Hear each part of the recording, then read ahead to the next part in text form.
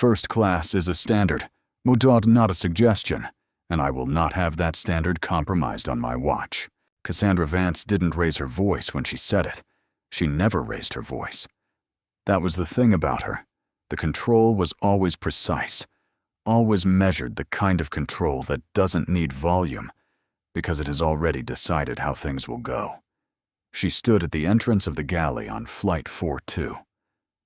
2:40 minutes before boarding began her platinum blonde hair pinned into a flawless chignon that hadn't moved since she'd arrived at JFK that morning.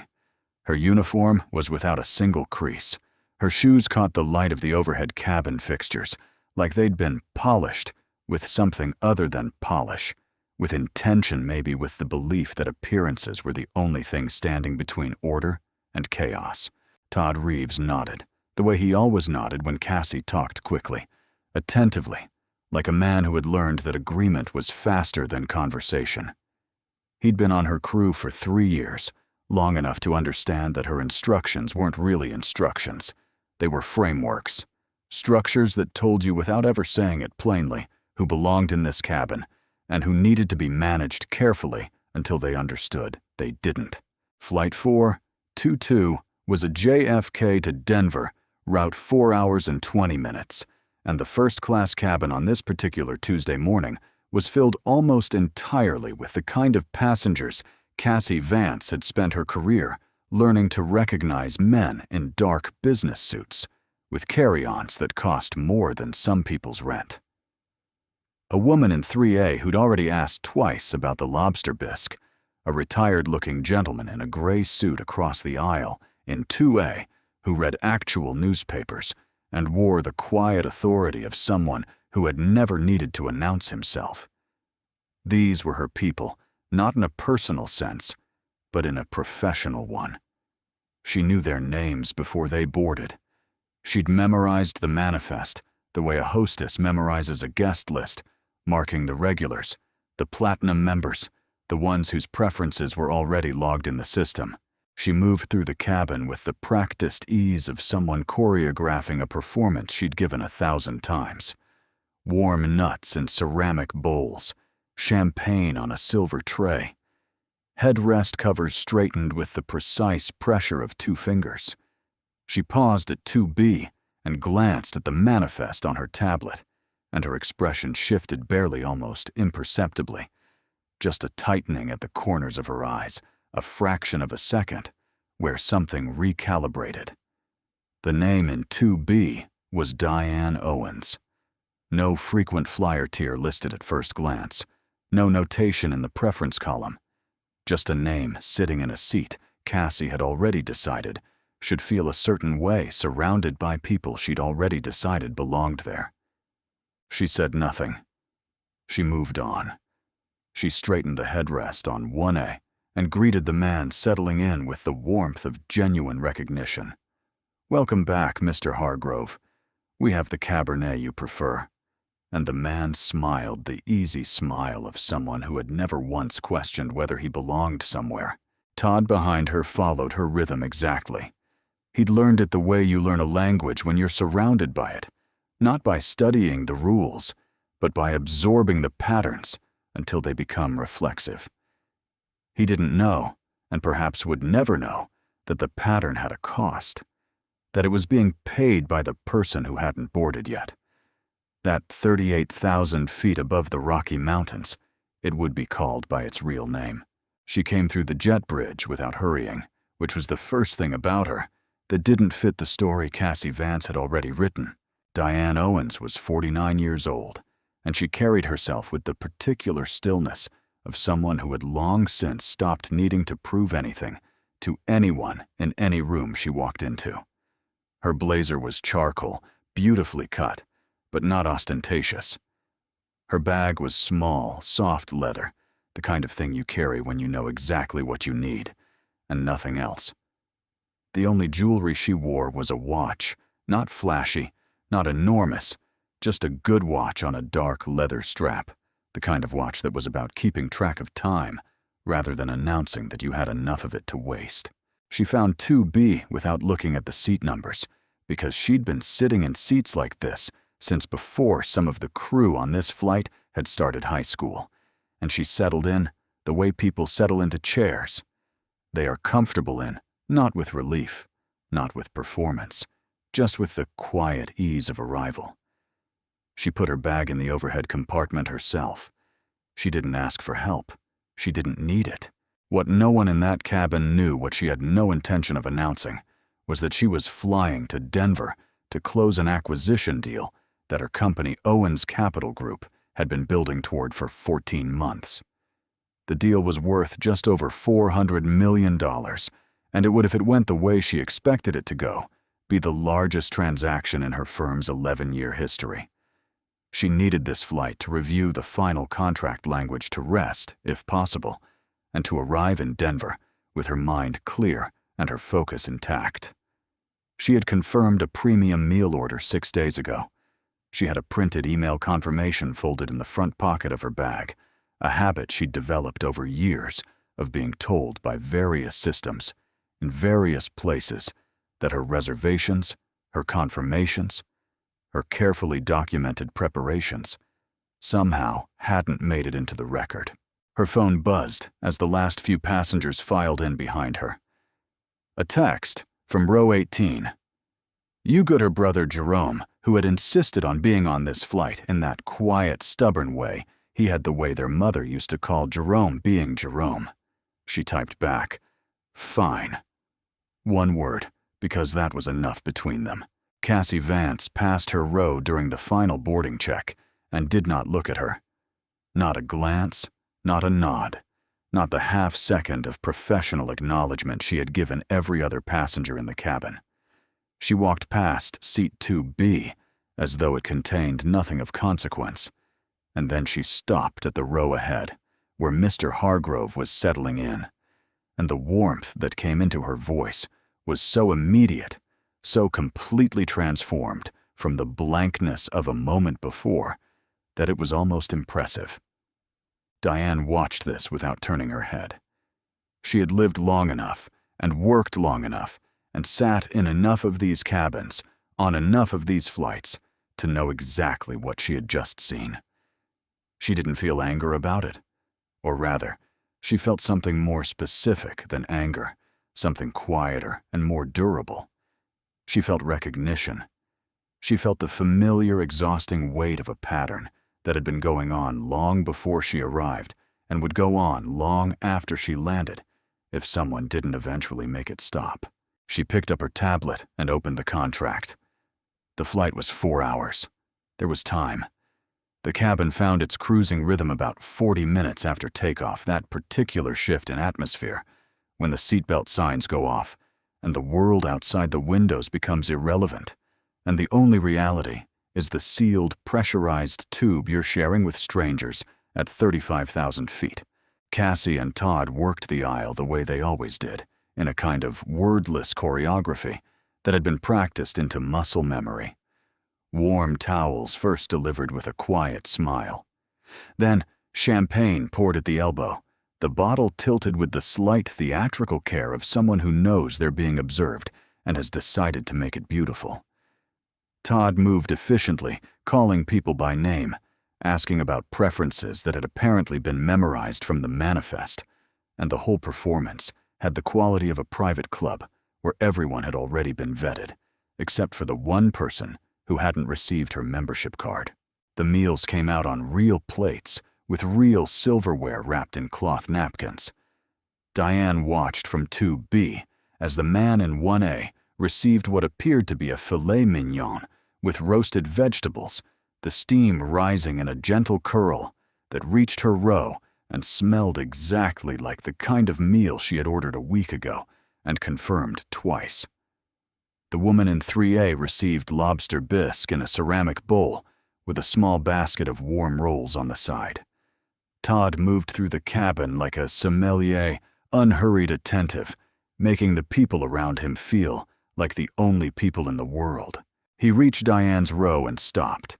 He put a wrapped sandwich on her tray table without making eye contact, without speaking, without pausing, without the smallest acknowledgement that she was a person who might have an opinion about what she was being handed, And then he was already moving on to the next row before she had fully registered what had happened. She looked at the sandwich. The bread was soft in the way that bread gets when it has been sitting in plastic wrap for longer than bread should sit in plastic wrap. The lettuce at the edge had begun to wilt. The whole thing had the particular sadness of food that had been prepared for a scenario where someone might be grateful for anything. Cassie appeared at her elbow approximately 90 seconds later, as though she had been timing her arrival to avoid the actual moment of delivery. We ran out of the premium options. She said, her voice carrying a tone of mild inconvenience, not apology, not regret, just the brisk efficiency of someone relaying information about weather or traffic, something beyond anyone's control. Hope that's okay. The tray was already down. She was already turning away. 2 rows behind, Diane Priya Nair had stopped scrolling through her emails. She was 31 years old, a corporate attorney from Chicago, and she had a very well-trained sense for when something that looked ordinary was not ordinary at all. She watched Cassie's retreating back. She watched the wrapped sandwich on Diane's tray. She looked at the ceramic bowl of bisque being carried past by Todd to the row behind her. She did not say anything, but she did not look away either, and after a moment she set her phone on her tray table in a slightly different position than it had been before. Walter Grimes in 2A across the aisle lowered his newspaper by exactly 2 inches and looked at the sandwich. Then he looked at Todd, who was laughing softly at something Mr. Hargrove had said. Then he looked back at the sandwich. He folded the newspaper deliberately and set it in his lap. Diane placed her hand flat on the tray table beside the untouched sandwich, took one slow breath, and reached for her phone.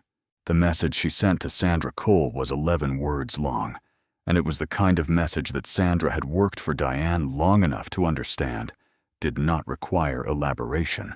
Sandra Cole was 44 years old and had been Diane's executive assistant for 7 of them, which meant she had developed the particular skill set of someone who operates as an extension of another person's intelligence, anticipating, organizing, executing, and occasionally doing things that technically fell outside her job description, but that both of them understood were simply part of the work. She was at her desk in Manhattan when the message came through, and she read it once, then read it again. And then she closed the 3 documents she had been working on and opened something else entirely. Aurora Sky Airlines was not technically a client of Owens Capital Group, but the relationship between the 2 companies was the kind of relationship that doesn't appear on an organizational chart, and yet shapes the way things function at a level most people never see. Owens Capital held a silent infrastructure contract with Aurora Sky Logistics, modeling routing efficiency systems, technology that quietly determined how the airline's operations worked behind the scenes, and the contract was worth $340 million renewed annually at Diane's discretion. The renewal was 8 weeks away. Sandra accessed the airline's internal vendor partnership portal with credentials she had never needed to use urgently before, and she began pulling records. Service logs, passenger feedback data, internal notes attached to complaint filings. The data was organized the way corporate data usually is, cleanly on the surface, with everything important buried 2 or 3 layers deep in subfolders, with names like Resolved No Action Required and Crew Review Complete. She found Cassandra Vance's file within 4 minutes. 9 complaints in 14 months. Not 9 loud, formal, escalated complaints. 9 quiet ones, the kind that passengers file when they feel something was wrong, but don't expect anything to happen, and usually because nothing ever does. The complaints described patterns that, read individually, might sound like minor lapses, service delays, requests that went unacknowledged, a tone of voice that one passenger described as not rude exactly, but not the same as how she spoke to the people around me. 8 of the 9 complaints came from passengers whose names or descriptions suggested they were not white. Each complaint had been reviewed and closed by the same supervisor. Each closure note said the same thing crew member reviewed. No formal action required. Sandra read through the entire file without stopping. Then she forwarded it to a secure folder and kept going. Todd Reeves had 5 complaints in 8 months. Shorter tenure, similar pattern, same supervisor signature on every closure. She typed a brief summary and sent it to Diane with a single additional line at the bottom. This has been going on for over a year. You are not the first. Back in the cabin at 35,000 feet, Diane had set her phone face down on the tray table next to the sandwich and pressed the call button above her seat. The small light illuminated soft, steady the universal signal that a passenger needed attention. She sat back and waited, her hands folded in her lap, her expression giving away nothing at all. Todd walked past her row with a tray of sparkling water, destined for the seats behind her. His eyes moved across the illuminated call light, the way eyes move across things they have decided not to see. Not a flinch, not a pause, just a smooth, practiced slide of attention from one side to the other, as though the light existed in a frequency he simply could not detect. Diane watched him go. She did not press the button again. She didn't need to, because what Todd had just done, the precise, deliberate, absolutely deniable act of walking past a lit call light as though it were invisible, was not a mistake. It was a choice.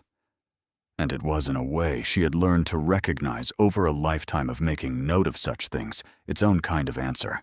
90 seconds is not a long time in most circumstances, but at 35,000 feet, with a plastic-wrapped sandwich on your tray table and a call light glowing above your head, while the person responsible for answering it laughs softly with the passenger, 4 rows ahead of you.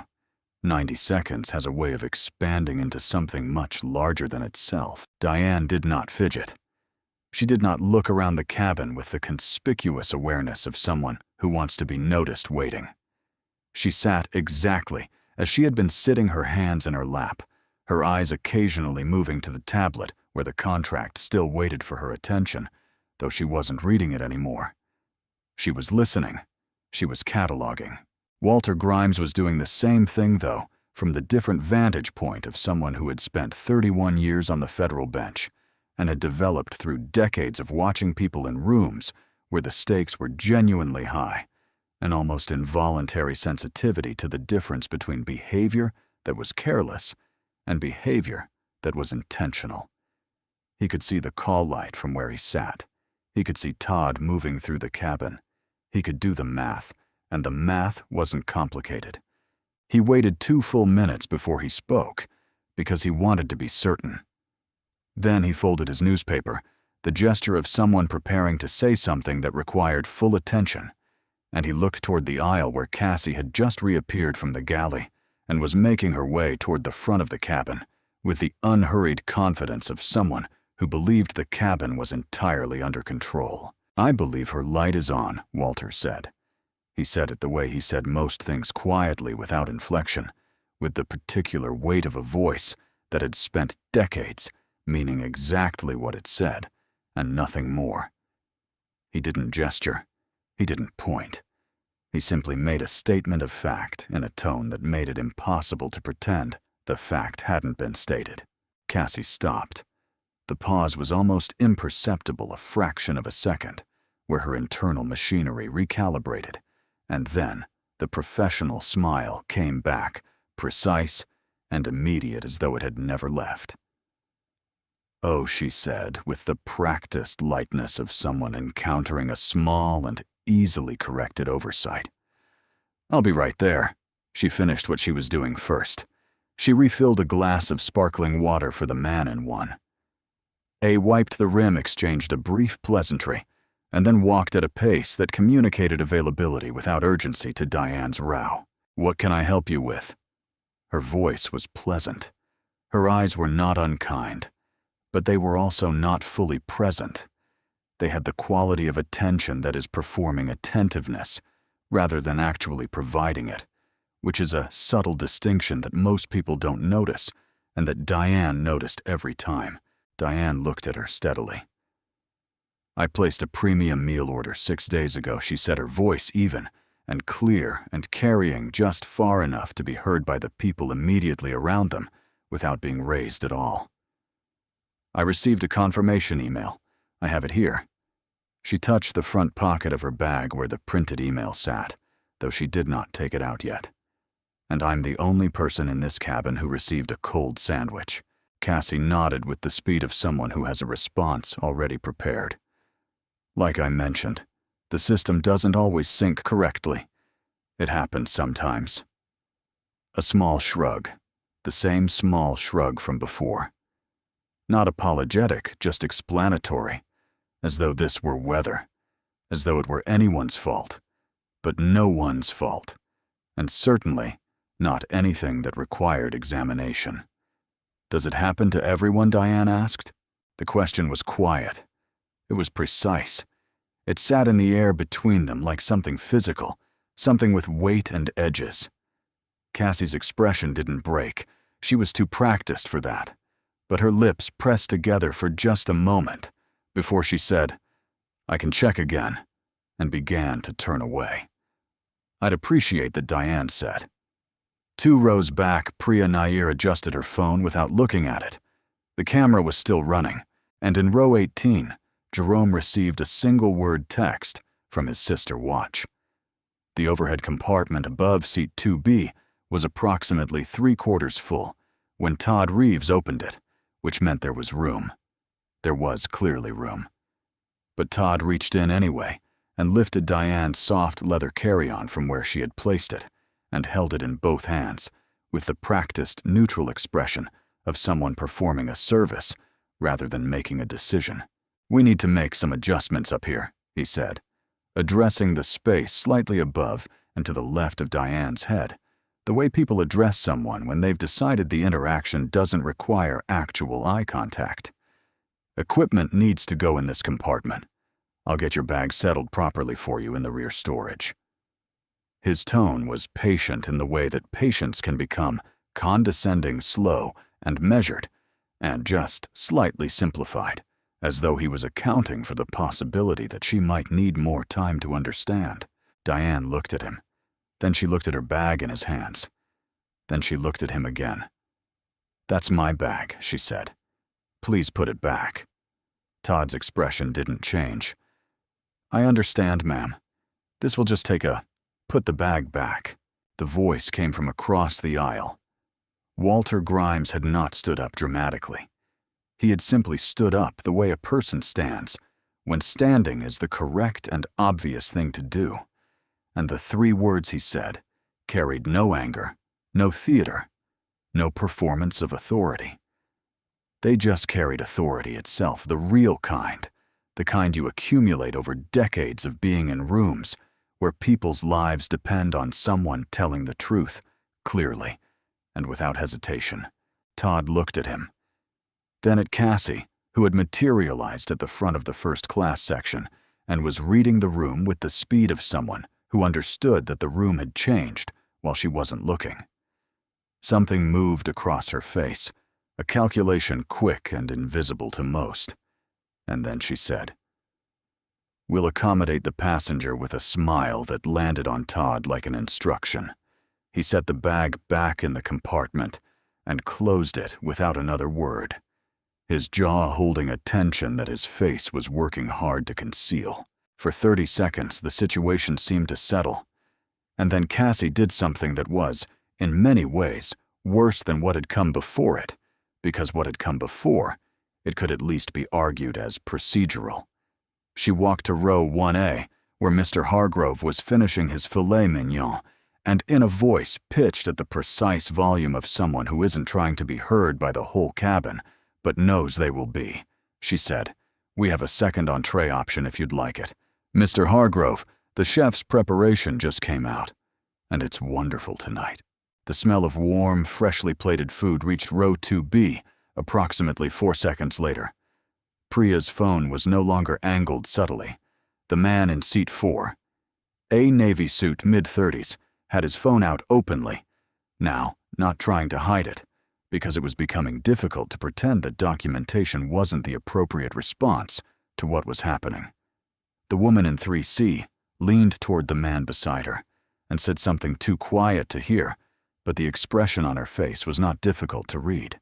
Diane did not look at the food being offered to Mr. Hargrove. She looked at her phone, typed 4 words to Sandra, "Add the bag too," and sent it before she set the phone back down on her tray, face up this time, next to the sandwich that had not moved. Behind the galley curtain, Todd found Cassie and spoke in a low, tight voice. "She's still not reacting," he said. "She's just sitting there." Cassie didn't look at him. She was straightening a tray with the mechanical focus of someone who needs to be doing something with their hands. "She will," she said. She was right that something was coming. She was wrong about what it would look like. Cassie came back to row 2B, without a tray, without champagne, without any of the props of service that had given her previous approaches the cover of professional obligation. She came back with intention, and the cabin felt it, the slight shift in atmosphere that happens when something moves from subtext into text, when what has been implied is about to be spoken aloud. She leaned slightly forward, not aggressive but deliberate, and when she spoke, her voice was low and controlled the voice of someone who has decided that a situation requires management. "I want to make sure you're comfortable," she said. "But I am getting some concern from other passengers about the energy in this section, and I want to address that before it becomes a larger issue." The cabin went very still. Not the polite background noise stillness of a plane at cruising altitude, but the particular charged stillness of a group of people who have individually decided to stop pretending they aren't paying close attention. Priya had put her phone down entirely, but her eyes were completely focused. Walter Grimes was looking directly at Cassie with an expression of such composed, complete attention that it looked almost like patience, but was something else entirely. Diane looked up from her tray table and met Cassie's gaze with the unhurried steadiness of someone who has spent a career sitting across from people who were hoping she would be the first to look away. "Who complained?" she asked. The question was simple. It was direct. And it was devastating in its simplicity because there was no good answer to it. If Cassie named someone, she had exposed the complaint as fabricated or exaggerated. If she didn't name someone, she had exposed the complaint as a tool. "I'm simply trying to ensure the comfort of all our passengers," Cassie said, settling into the language of policy the way you settle into armor.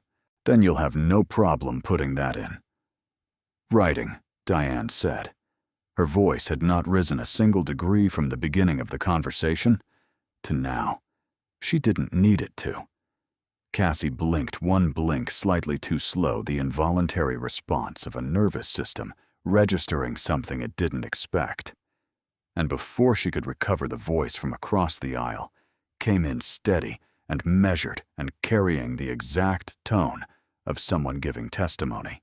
"I've been in this cabin since we boarded," Walter said, addressing no one in particular and everyone simultaneously. "I have not seen a disruption. What I've seen is a passenger with a confirmed meal order who was given a cold sandwich while everyone around her received hot food on real plates, who had her luggage removed from the overhead compartment without her consent, and whose call light was visible to at least 3 crew members for a sustained period of time before anyone responded." He paused. "That's not energy. That's a record."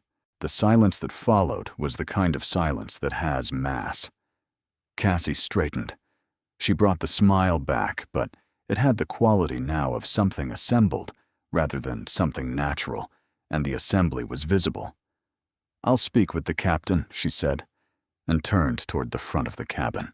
She did technically speak with the captain, but the more consequential conversation she had was on the interphone with the ground operations team in Denver, where she reported in the specific, careful language of someone building a paper trail in the wrong direction that there was a situation developing with a passenger in first class, and that it might be worth having someone from the gate team available when they landed to assist with the situation.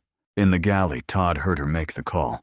He watched her hang up the interphone and turn back toward the cabin with her composure re-established, and he thought about the expression on Walter Grimes's face when he'd said the words, "That's a record," and something cold settled quietly in the space below his ribs. Sandra Cole had been building the file for 2 hours by the time she sent the summary, and in those 2 hours, she had moved through data the way Diane had always moved through contracts, not looking for confirmation of what she already suspected, but looking for the complete picture, because the complete picture was the only thing that would matter when the time came.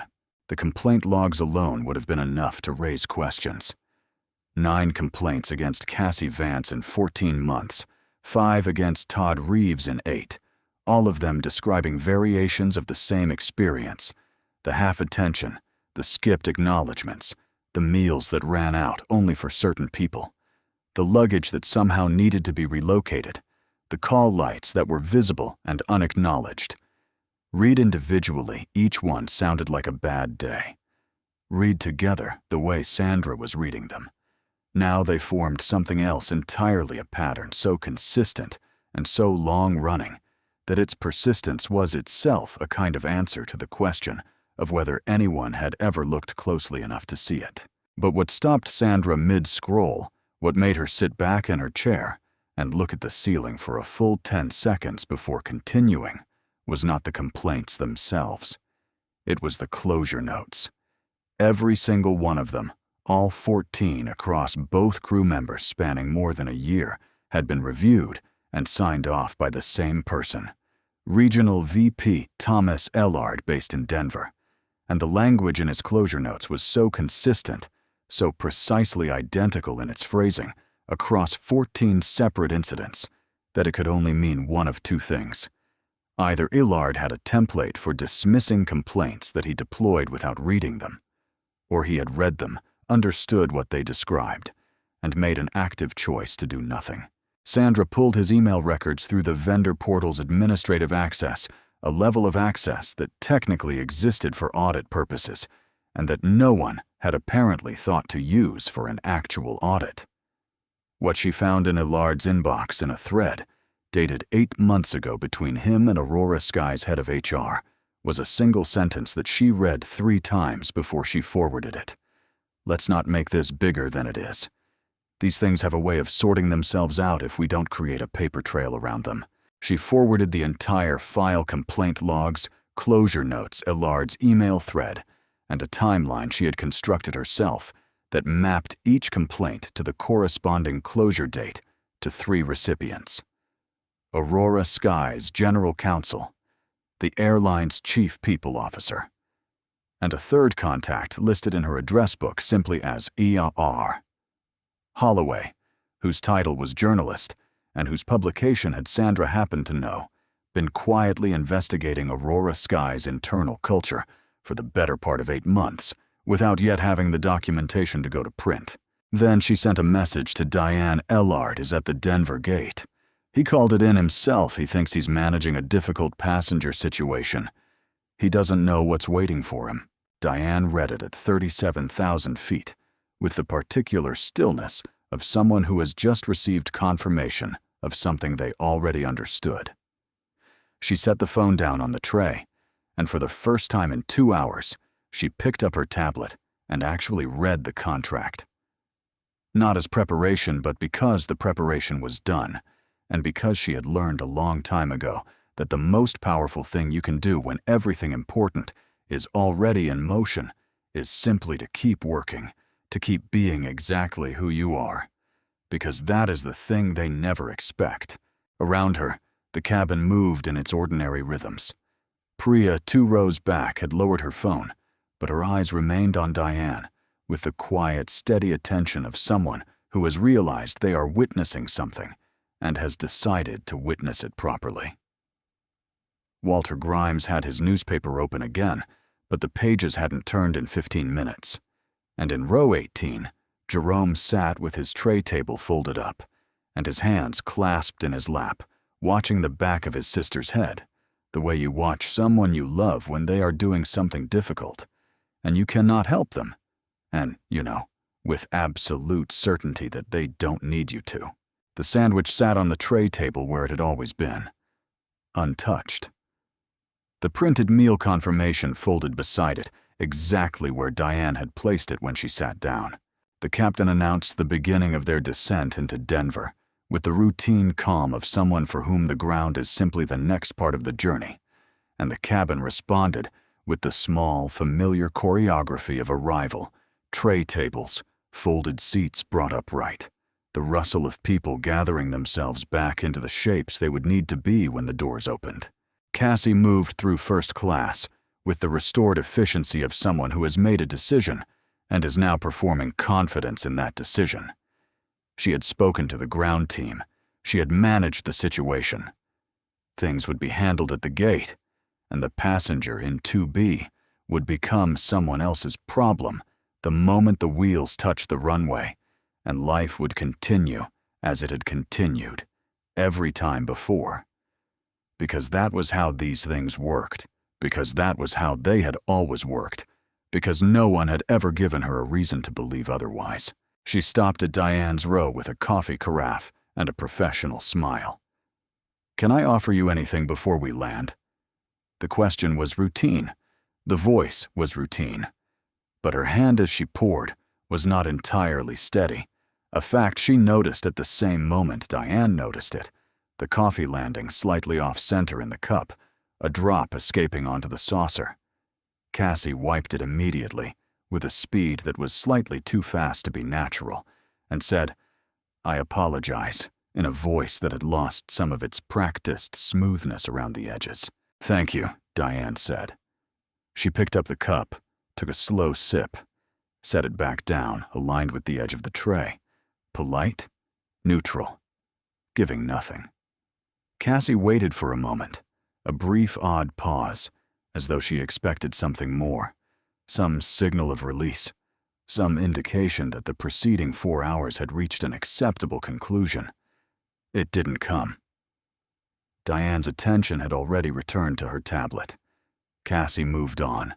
In the galley, Todd was standing with his back to the counter, and his arms crossed, which wasn't his natural posture, and which communicated to anyone paying attention that the internal conversation he was having with himself was not going well.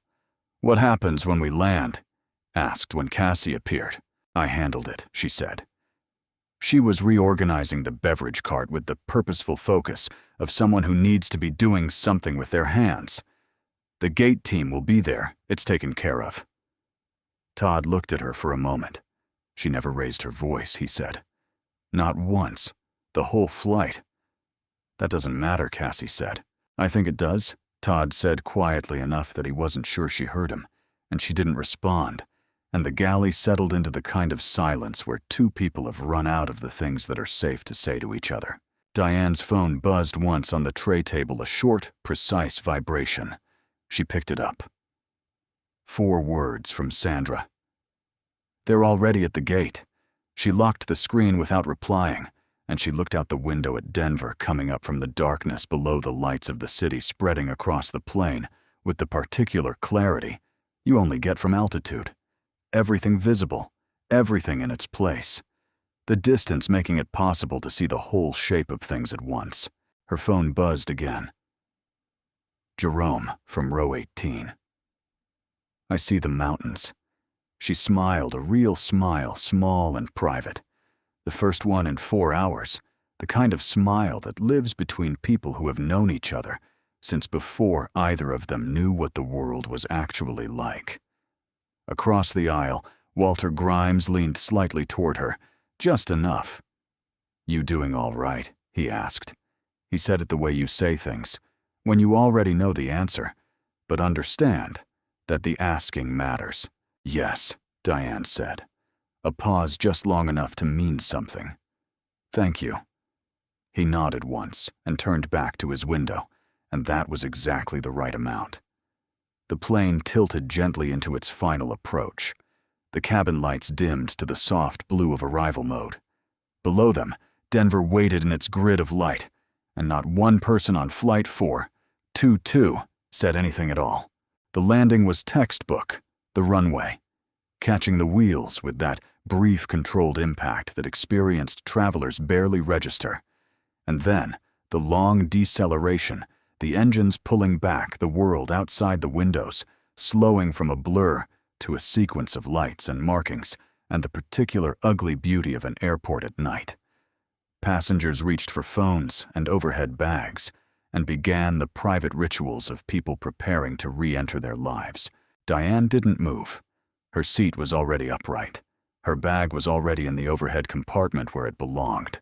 Her hands were in her lap, and her posture was exactly what it had been at takeoff, and what it had been every moment in between, not rigid, not performed, just present. The cabin shifted and rustled around her, while she remained still, the way a fixed point remains still when everything else is moving. Cassie stood near the front of the cabin, hands clasped. Smile in place, weight distributed evenly between both feet. Her eyes went to the door once, then to her tablet, then to the door again. It was a subtle tell, the kind of thing you notice when you're specifically watching for what someone is trying not to show, and Diane, who had spent the flight watching, noticed it. The door opened with the mechanical precision of a well-maintained aircraft, doing exactly what it was designed to do, and the jet bridge locked into place with a soft, solid sound. And for a moment, there was just the ordinary transition from one enclosed space to another. And then the footsteps, not rushing, not hesitating. The specific, purposeful cadence of people who know exactly where they are going and don't need to hurry because they are already on time. 3 figures stepped into the cabin, and they were wrong in all the ways that mattered to Cassie. Wrong suits, wrong lanyards, wrong expressions. The expressions of people who are here to do something specific rather than observe something general. Behind them, a 4th figure appeared, and this was the one that made Cassie's clasped hands tighten almost imperceptibly, because this was a face she knew. Thomas Ellard. Regional VP, her supervisor. The man who had signed every closure note, who had sent the email about not creating paper trails, who had until approximately 90 seconds ago believed he was arriving at this gate to manage an unreasonable passenger. But Ellard was not leading the group. He was 2 steps behind the woman in front of him, who wore a legal badge clipped to the lapel of a dark jacket, and moved with the focused, unhurried authority of someone who had read everything in the file Sandra had sent 3 hours ago and was now here to act on it. Ellard's expression was the expression of a man who has just realized that the door he was expecting to walk through leads somewhere entirely different from where he thought he was going. The lead officer walked the length of the first-class aisle without pausing, without looking at the crew, without the smallest deviation from the straight line between the door and seat 2B, and she stopped there and looked at the woman sitting in that seat with her hands folded and her tablet closed and her coffee cup aligned with the edge of the tray. "Ms. Owens," she said. Diane looked up. Yes, no surprise. No performance, just the simple, complete acknowledgement of someone who has been expecting this and has been entirely ready for it since before the wheels left the ground at JFK.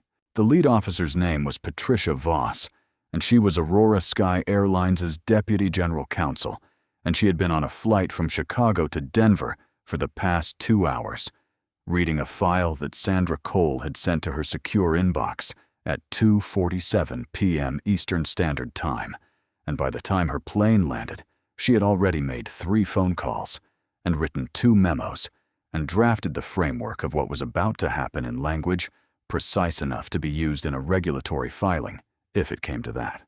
She introduced herself to Diane briefly professionally, without the excessive warmth of someone trying to manage a situation, and without the artificial gravity of someone performing seriousness. She stated clearly that a formal conduct review had been authorized by the board, that the review pertained to events on Flight 422, as well as to a longer pattern of documented behavior that had been brought to the airline's attention, and that Diane was not here as a subject of that review, but as its primary witness. This is not a customer service matter, Patricia said, and she said it in a voice that filled the cabin clearly enough to be heard by everyone in it. "This is an executive-level conduct review." Cassie stepped forward from the front of the cabin, and her voice when she spoke had lost the quality that had characterized it for the entire flight. The easy, practiced control of someone who is certain of the room. "I don't understand," she said. And it was the most honest thing she had said in 4 hours. "This is about a meal order." Patricia Voss turned to look at her with the composed, complete attention of someone who has read 9 complaints and 14 months of closure notes and 1 email about not creating paper trails. "Ms. Vance," she said, using her full name, in the way that full names are used when pleasantries are no longer part of the equation. "You and Mr. Reeves will remain on board. You'll each be interviewed separately." She paused. "Please don't discuss the events of this flight with each other before those interviews." Cassie looked past Patricia to where Thomas Ellard stood 2 steps back, holding a folder that someone had handed him at the gate, and that he had been reading since he received it. And the look she gave him was the look of someone reaching for something that is no longer there. Ellard did not meet her eyes. He was still reading the folder, or pretending to, and his face had the quality of a man doing a rapid private recalculation of a very large number. Walter Grimes stood up from 2A without being asked or addressed, collected his coat and his newspaper, with the methodical ease of someone who has been ready to leave for some time, and paused beside Diane's row on his way to the aisle. "Good flight," he said. No elaboration, no punctuation of the moment with anything beyond those 2 words. But he said them to Diane directly, and he said them with the particular weight of someone who means considerably more than what they are saying. Priya appeared at Diane's elbow from 2 rows back. She set a business card on the tray table right at the edge and said, "If you need a witness statement quietly and simply," and then moved toward the exit with the same directness with which she had watched everything unfold. And then Jerome came from the back of the plane, walking the length of the aisle with the unhurried pace of someone who has been waiting for the right moment and has recognized it. And he stopped beside his sister's seat and stood there without saying anything, because there was nothing that needed to be said, because his presence was the sentence. Diane stood. She picked up her bag. She looked at the tray table, the untouched sandwich still in its plastic wrap, and beside it, the printed meal confirmation she had carried in her front pocket since this morning. She left them both exactly where they were, the evidence arranging itself neatly without any help from her, and she stepped into the aisle. The jet bridge felt cooler than the cabin, and quieter, and the air had the neutral transitional quality of spaces that exist between one thing and another. Not the pressurized, sealed world of the flight. Not yet, the open, complicated world of the airport. Diane walked it with Jerome beside her, and the legal team flanking them at a respectful distance, no one speaking the soft sound of their footsteps, the only thing filling the space. At the end of the jet bridge in the small, bright area just before the gate opened into the main terminal, 2 more people were waiting. One of them was a man from the airline's compliance office whom Patricia had introduced in the briefing on her flight from Chicago. The other was a woman in her early 40s, with dark hair and a press badge clipped to her jacket, and her name was Ruth Holloway, and she wrote for a national business publication that had been working a story about internal culture at 3 major domestic airlines for the better part of 8 months. Sandra Cole had been in contact with her for 6 weeks, carefully, specifically waiting for the documentation to be complete enough to be irrefutable before making the introduction. Diane did not stop to talk to Ruth Holloway. She gave her a small nod, the nod of 2 people who have already made an agreement and don't need to re-establish it in public, and Ruth nodded back, and that was enough because everything else had already been arranged. Behind them on the plane, things were moving with the quiet, unstoppable efficiency of a process that has been properly set in motion. The compliance officer who had remained on board addressed the cabin crew in a voice that was clear and even and entirely without drama. Flight crew, please remain seated for individual review. This will begin shortly. Todd was already seated in one of the jump seats near the galley, and he was looking at his hands, and his hands were still. And something about the particular quality of his stillness suggested that he had spent the last 20 minutes arriving at an understanding that was both overdue and unwelcome. Cassie stood near the front of the cabin for a long moment before she sat down.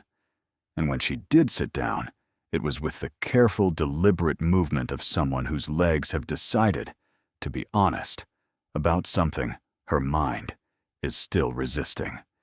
She stared at the door of the aircraft, the door that Diane had walked out of, the door that Thomas Illard had walked back through when the compliance officer asked him to return for his own interview. And her expression was the expression of someone watching a future she was certain she had secured become something else entirely. In the private conference room adjacent to Gate B14, with glass walls that made it visible from the main terminal, Diane sat at one end of a table occupied by Patricia Voss, a representative from the Chief People Officer's office, and 2 members of the Aurora Sky Board, who had been in Denver for an unrelated meeting and had been quietly rerouted to this room an hour ago. Jerome sat in a chair outside the glass wall, visible, but not in the room, which was exactly where both of them wanted him to be. Diane placed one document on the table. It was the renewal clause of Owens Capital Group's infrastructure contract with Aurora Sky, $340 million annual renewal, 8 weeks away, with a single highlighted line. The line gave her the contractual right to suspend or terminate the partnership if the airline failed to meet the conduct standards specified in the original agreement. She did not threaten. She did not raise her voice. She didn't perform anger or satisfaction or vindication because she didn't feel any of those things.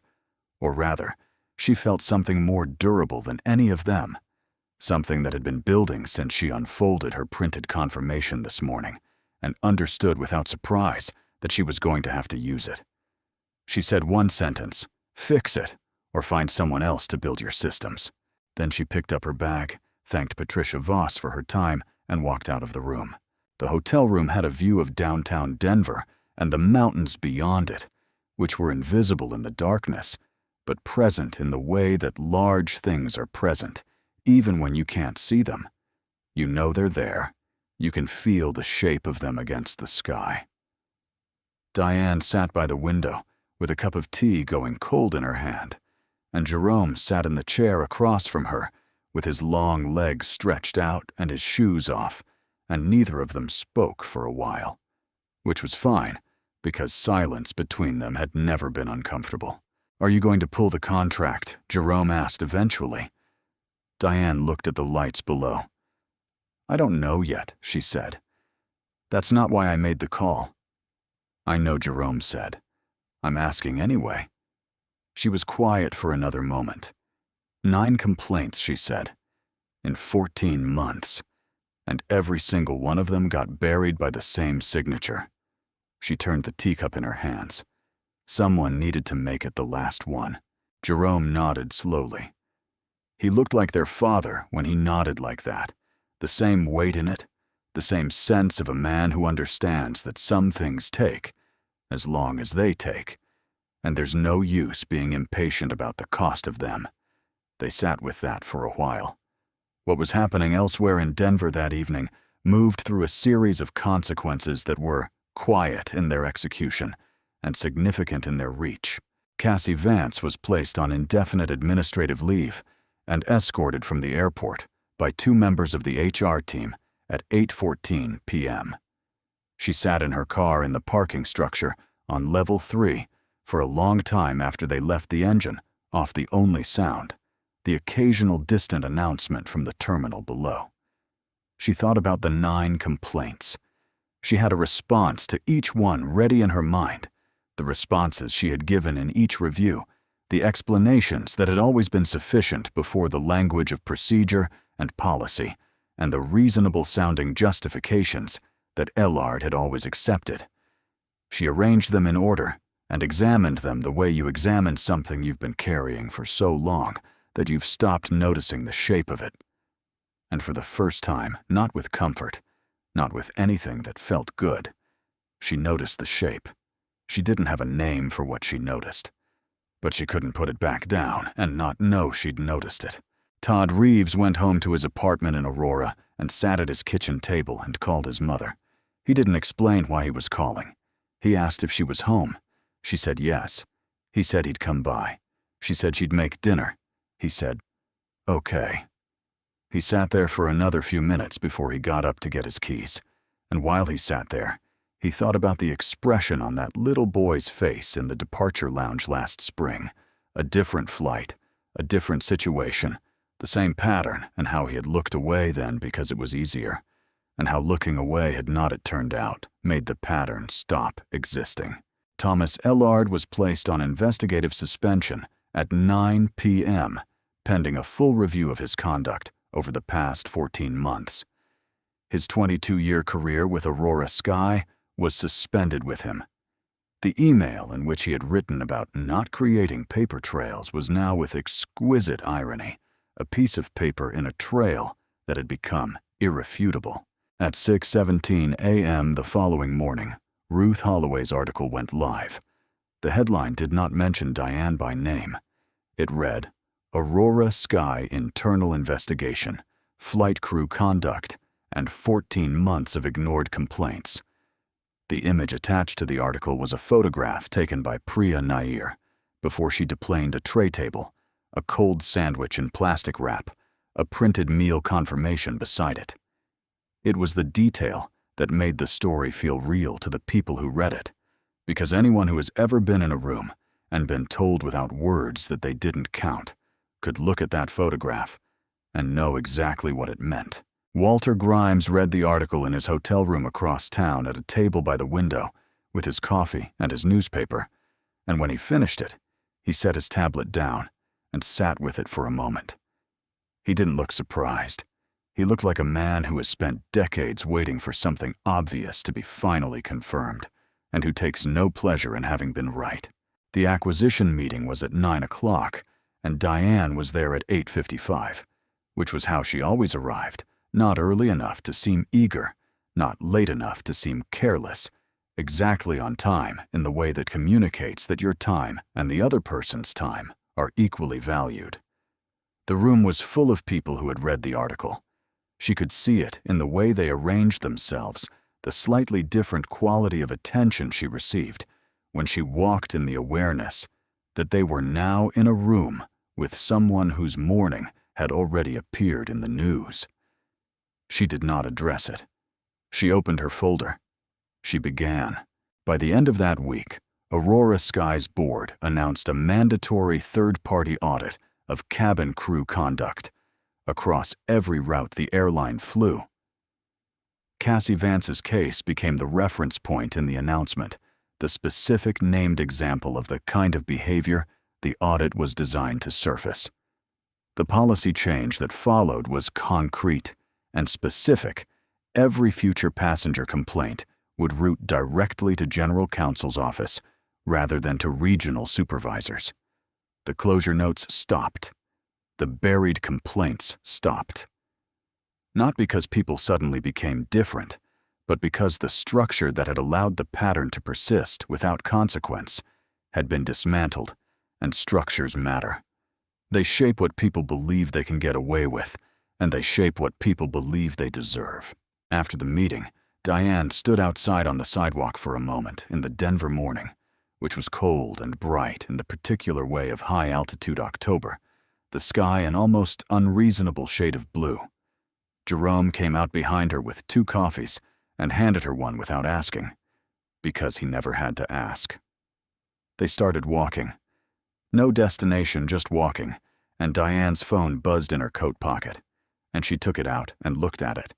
An unknown number, a text message, and she stopped walking for just a moment to read it. "I was on flight 422, row 6. I didn't say anything when I should have. I watched the whole thing and I stayed quiet. I'm sorry." She read it once. She put her phone back in her pocket. She kept walking. If this story stayed with you, hit like and subscribe to our channel, and tell us where you're watching from in the comments below.